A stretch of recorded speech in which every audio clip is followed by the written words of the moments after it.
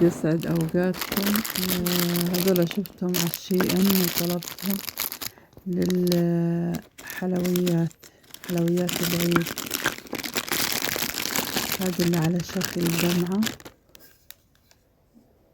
شوفوا ما أحلاها، وناعمة كتير الملمس، والرسمة حلوة واضحة. وهذه بتاعت المرسيدس، حلويات المرسيدس.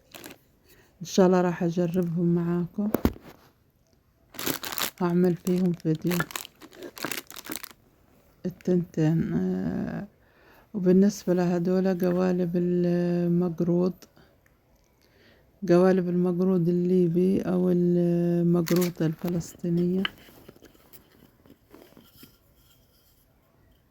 يكونوا زي المعمول محشي تمر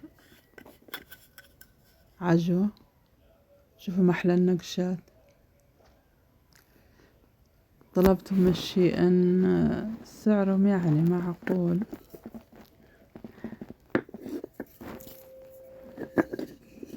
لكن كويسين. وبالنسبة لاستعمالهم لازم يتنقعوا بزيت زيتون، لأنه زيت الزيتون ما يبداش غاوي زي الزيت العادي. مع الوقت ما يعملش ريحة، ما يعملش، يقعد دايما نفس الريحة.